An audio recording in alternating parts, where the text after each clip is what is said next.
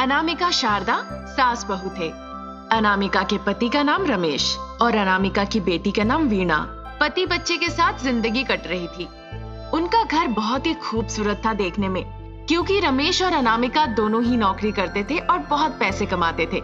इस तरह उन पैसों से उन्होंने अपनी सारी जरूरत की चीजें पूरी कर ली। उधर शारदा कृष्णपुर गांव में रहा करती थी। शारदा उसके बेटे रमेश और उसके परिवार को वहां आने के लिए आमंत्रण देती थी, लेकिन वो हमेशा कोई ना कोई बहाना देते थे। इस वजह से शारदा बहुत दुखी हो जाती थी। दिन ऐसे ही बीत रहे थे। उस गांव में विनायक चतुर्थी बड़े धूमधाम से मनाई जाती थी, इसलिए उन्हें बुलाने के लिए शारदा अनामिका को फोन करती है। अनामिका, 5 साल हो गए। जब मेरी पोती जन्म ली थी तब मैंने देखा था, उसके बाद तुम लोगों को देखा ही नहीं। मेरे मरने से पहले तुम सभी को एक बार देखना चाहती हूँ। ऐसा कहकर वो रोने लगी। ये सुनकर अनामिका कहती है, अरे सासू माँ, आप चिंता मत कीजिए, यहाँ तो बस हमारे नौकरी में ही पूरा समय जा रहा है। हम विनायक चतुर्थी में आपसे मिलने जरूर आएंगे।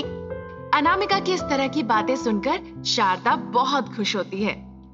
सच में आओगी ना अनामिका? तुम वादा तोड़ोगी तो नहीं? अरे सासू माँ, मैं सच में कह रही हूँ, इस बार हम तीनों वहाँ जरूर आएंगे। इस तरह कहकर अनामिका थोड़ी देर बाद फोन रख देती है। बहू की आने की बातें सुनकर शारदा बहुत खुश हो जाती है। उसी दिन शाम के वक्त अनामिका रमेश से कहती है, अजी, माँ ने आपको फोन किया था क्या? हाँ, माँ ने मुझे फोन किया था। काम में व्यस्त था इसीलिए मैंने फोन नहीं उठाया।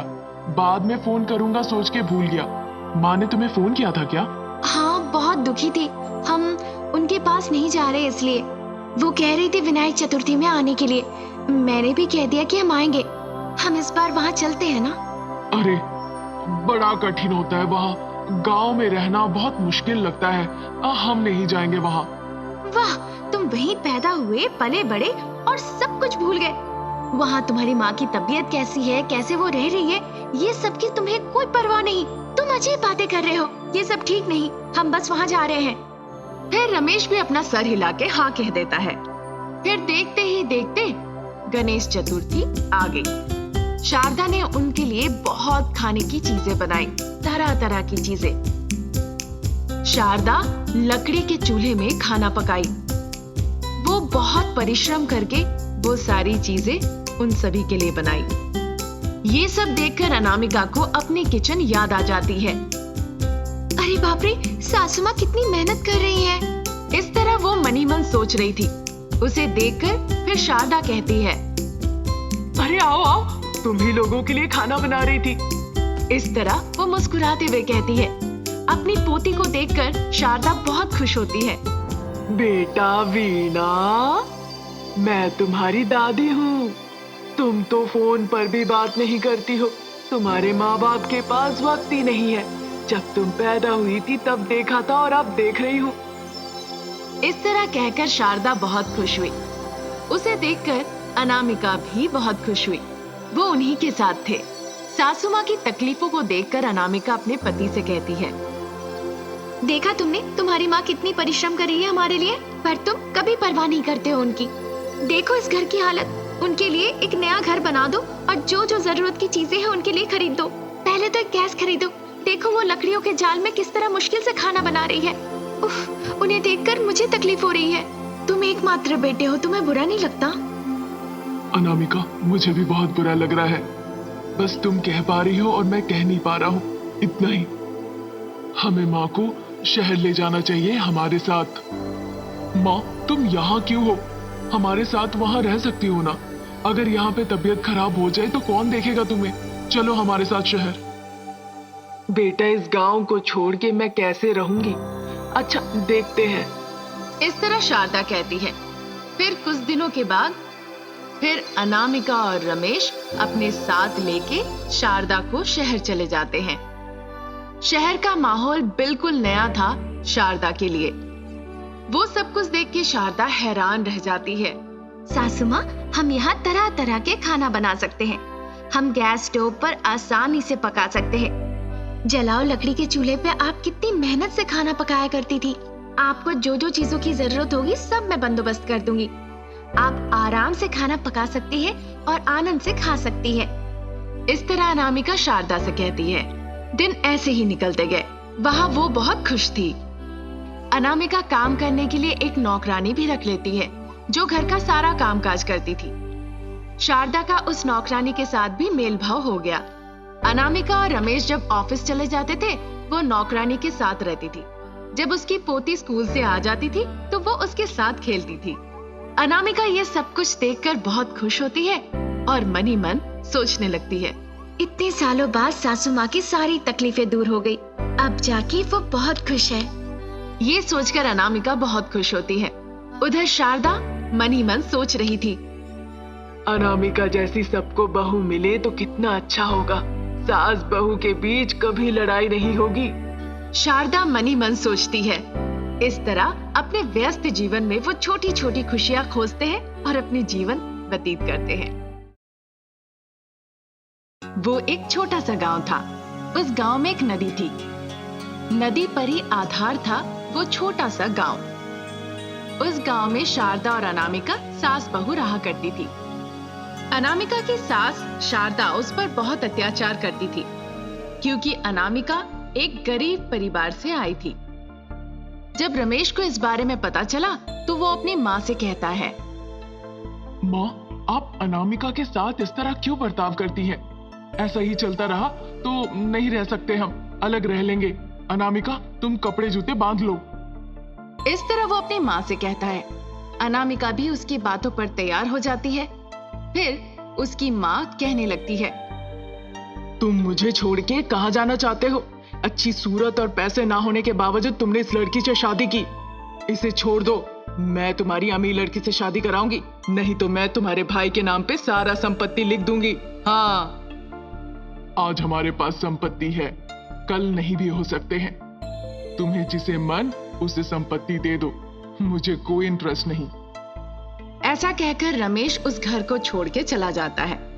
वहां से वो जाके नदी किनारे एक छोटा सा घर बना के वहीं पे दोनों रहने लगते हैं। शारदा कई दफे उनके घर जाती है रमेश को वापस लाने के लिए, पर रमेश ने इनकार कर दिया।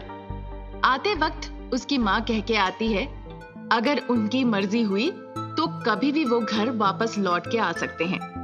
कई दफे उसने निमंत्रण भेजा पर सब बेकार हो गया। शारदा को अनामिका के प्रति बहुत घृणा हो गई। एक दिन शारदा इस वजह से बहुत उदास हो गई और बैठ बैठ के वो रोने लगी।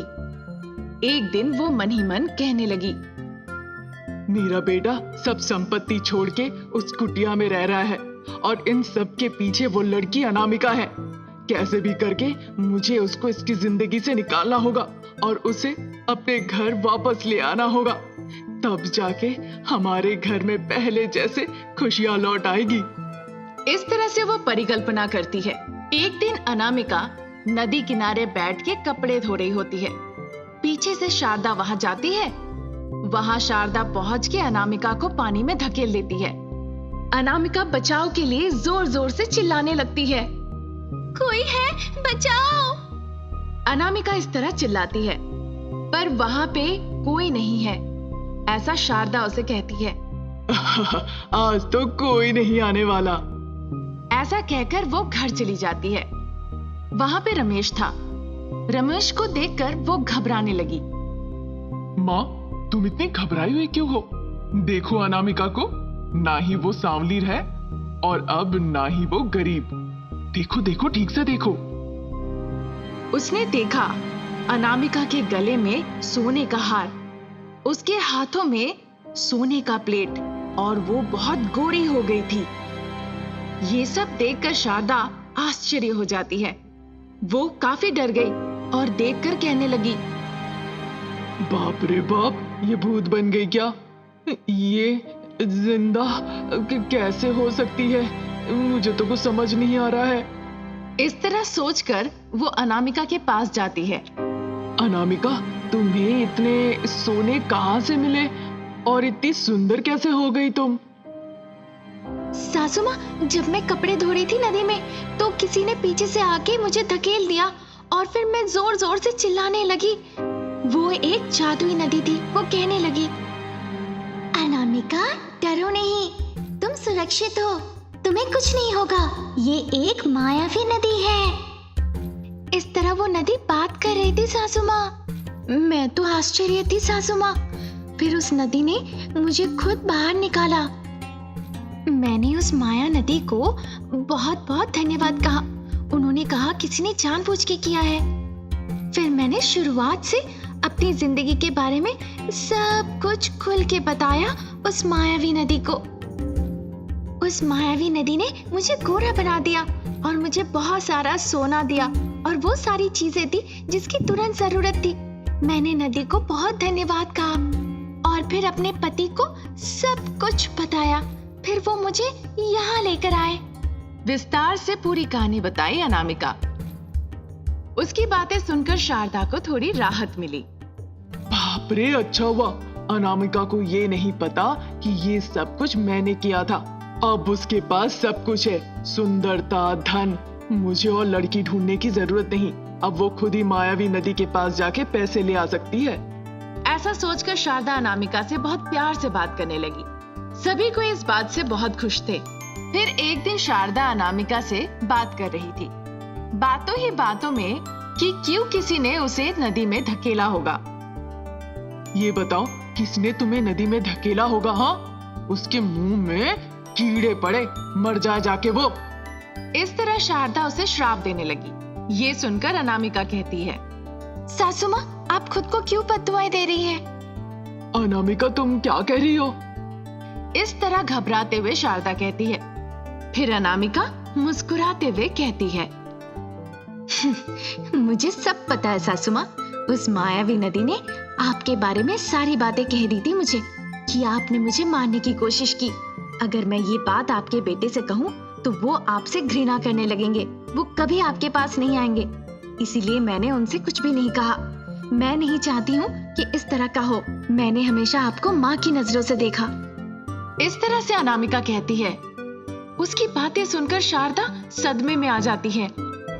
अनामिका, तुमने परिवार के सम्मान के लिए किसी से कुछ नहीं कहा। अगर कोई और होता तो जिंदगी को नरक बना देता। मुझसे बहुत बड़ी भूल हो गई, माफ कर दो बेटा। अरे सासू माँ, ऐसा ना कहिए। मुझे आप बस अपनी बेटी की नजरों से देखिए, बहू या सास की नजर से नहीं। फिर उसकी बातों पर सासू माँ हाँ कह देती है। तब से सासू माँ और बहू रानी मिलकर खुशी खुशी जीवन व्यतीत करने लगते हैं।